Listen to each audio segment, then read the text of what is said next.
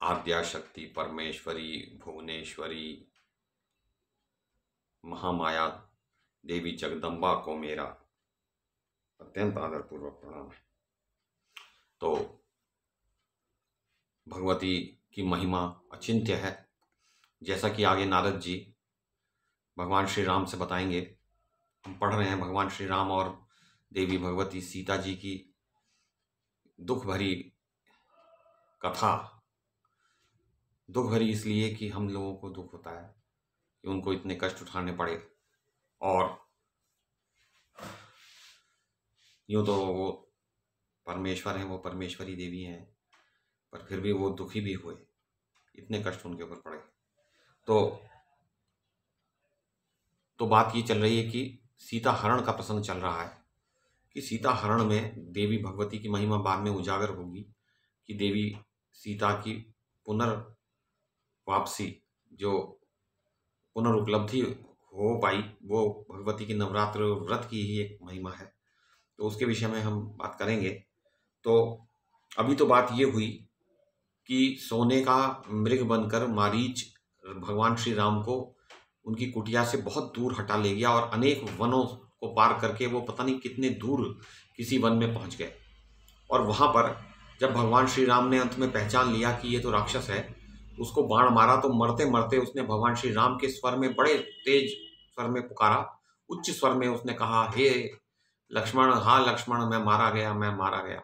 इस प्रकार का उसने भगवान श्री राम का स्वर बनाया। तो जो सीता जी थी उन्होंने लक्ष्मण जी को जिद करके बहुत ही अत्यंत आग्रह पूर्वक उनके पास भेजा, और लक्ष्मण जी ने मना किया, लेकिन सीता जी ने उन्हें कुछ कठोर बातें कही कि तुम मुझे, मेरे ऊपर कुदृष्टि रखते हो, मुझे पाना चाहते हो, तुम चाहते हो तुम्हारा भाई मर जाए।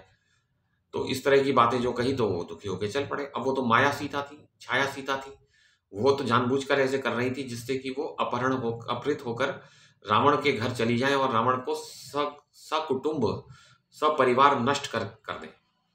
क्योंकि ये भी हम पढ़ेंगे कि वो पूर्व जन्म में वेदवती थी और तब उन्होंने रावण को यही श्राप दिया था कि मैं तुझे नष्ट कर दूंगी। तो ये सब बातें हम पुनः पढ़ेंगे, ये सब जानते हैं, पर फिर भी एक विशेष रीति से ये कथा कही गई है, क्योंकि भगवान श्री राम और सीता जी के तो अनेकानेक जन्म हो चुके हैं, अनेकानेक बार वो यही लीला दोहराते आए हैं, पर प्रत्येक समय कुछ ना कुछ थोड़ा बहुत भेद हो जाता है, लीला में कुछ परिवर्तन हो जाता है, थोड़ा बहुत परिवर्तन। तो बात यह है कि रावण आधम का आश्रम पर, तो रावण ने माया से अपना भिक्षुक का वेश बना रखा था। दुरात्मा रावण को सन्यासी समझकर आदर पूर्वक अर्घ्य और फल निवेदन करने के उपरांत उनके सामने सीता जी ने भोजन सामग्री उपस्थित की। तब उस नीच रावण ने नम्रता के साथ बड़े मधुर स्वर में सीता से पूछा। अब वो तो कामरूप था, कोई भी वेश धारण कर सकता था। उसने कहा, कमल के समान सुंदर नेत्र वाली, तुम अकेली ही इस वन में कौन हो वामोरु? तुम किसकी पुत्री हो? तुम्हारा कौन भाई है और किससे तुम्हारा विवाह हुआ है? सुंदरी, तुम क्यों एक गवारिन स्त्री की भांति बिना किसी को साथ लिए यहां ठहरी हुई हो?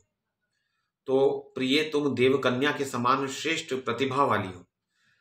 तो प्रतिभा, उनके प्रभा जो है, प्रतिभा का तो योग्यता होती है, लेकिन प्रभा भी उनके शरीर से प्रकाश फूटता रहता था। तुम्हें ऊंचे महलों में रहना चाहिए, मुनि पत्नी की भांति इस निर्जन वन में तुम्हारे रहने का क्या कारण है? तो रावण जानता सब कुछ है, पर उनके मुख से कुछ सुनना चाहता है। वो जानना चाहता है कि वो किस प्रकार के विचार रखती हैं उसके विषय में, क्योंकि जब वो बोलेंगी तो अपने विचार भी उनके व्यक्त हो जाएंगे कि वो रावण के प्रति क्या सोचती हैं। तो व्यास जी कहते हैं, रावण के उक्त वचन को सुनकर जनक कुमारी जानकी उत्तर देने लगी। दैववश उनको उस समय भी मंदोदरी पति रावण दिव्य यति ही जान पड़ा, क्योंकि रावण के शरीर से भी प्रकाश फूट रहा था, तो वो दिव्य यति था। सीता जी ने कहा, एक समृद्धिशाली राजा है, उनका नाम महाराज दशरथ है। उनके 4 लड़के हैं। उनमें से सबसे बड़े लड़के, जिनकी राम नाम से प्रसिद्धि है, मेरे पति हैं। राजा ने मेरे स्वामी को 14 वर्ष के लिए वनवास दे दिया। इसमें कैकेयी निमित्त हुई थी, अतः लक्ष्मण के साथ वे यहां निवास करते हैं। मैं जनक की पुत्री हूं, मुझे लोग जानकी कहते हैं। देखिए, जो सीता जी ने बात की वो ज्यों का त्यों यहां छपी हुई है।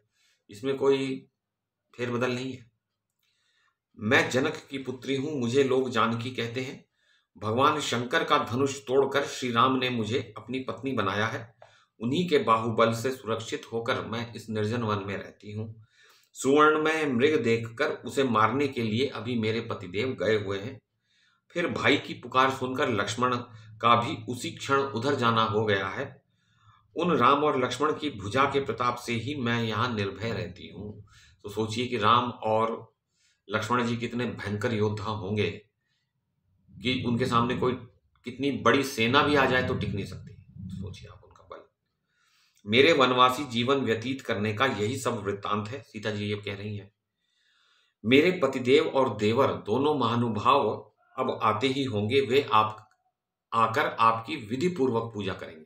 तो उस समय प्राचीन त्रेता युग में यह विधान था कि कोई यदि सन्यासी आ जाए तो बड़े उच्च स्तर का हुआ करते थे वो लोग, सन्यासी भी और ऋषि मुनि, तो उनकी पूजा भी फिर उसी स्तर की होती थी।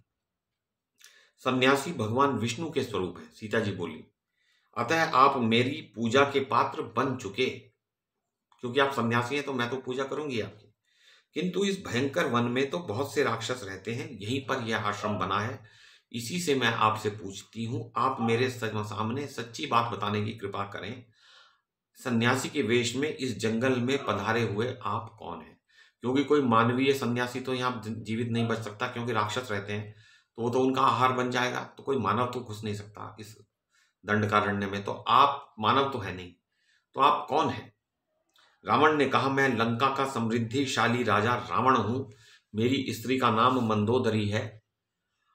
सुंदरी, तुम्हें पाने के लिए ही मैंने ऐसा रूप बना रखा है। वरारोहे, अभी बहन शूर्पणखा के प्रेरणा करने पर मैं यहाँ आया हूँ। खर और दूषण दोनों भाई जन स्थान में मारे गए, यह समाचार मुझे मिल गया था। तो अतः अब तुम उस मानव पति को छोड़कर मुझ नरेश को अपना स्वामी बनाओ।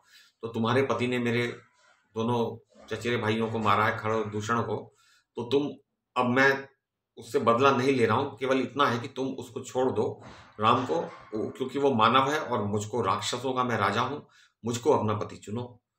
राम राज्य से च्युत हो गया है, उसके मुख पर सदा उदासी छाई रहती है। उसमें भी राज्य चला गया, उदास रहता है, शक्तिहीन होकर वह वन में रहता है। सुंदरी, और तुम तो मेरी पटरानी बन जाओ, सब रानियों के भी ऊपर तुम रानी बन जाओ। मंदोदरी भी तुमसे नीचे होकर रहेगी।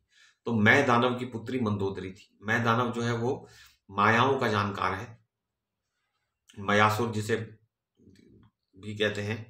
तो वो बहुत सी मायाओं, जैसे कि ये विश्वकर्मा है देवताओं के शिल्पी, भवन निर्माता इत्यादि, तो वैसे ही, और रथ इत्यादि का भी निर्माण वो करते हैं, अस्त्रों का निर्माण करते हैं विश्वकर्मा, ऐसे ही मैं दानव करता है। मैं तुम्हारा दास हूं, तुम मेरी स्वामिनी बनने की कृपा करो। तो रावण याचना करने लगा।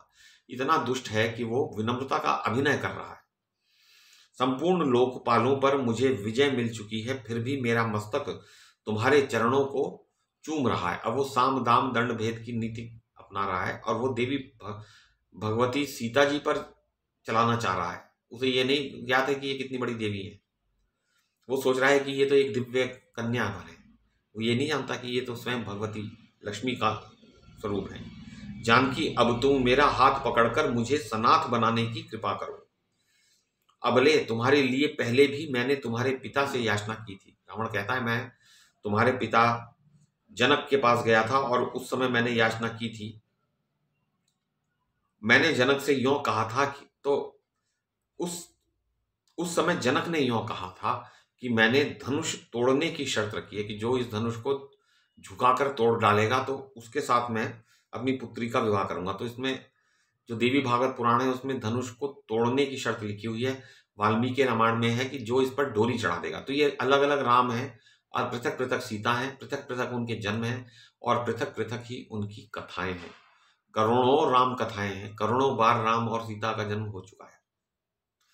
भगवान शंकर का धनुष मेरे हाथ टूट जाएगा, इस भय से मैं स्वयंवर में गया ही नहीं, परंतु तभी से मेरा विरहातुर मन तुम में आसक्त होकर बार बार गोते खा रहा है। अब देखो वो नीचता पे उतर आया। तुम इस वन में रहती हो, यह सुनकर मैं यहाँ आया हूं।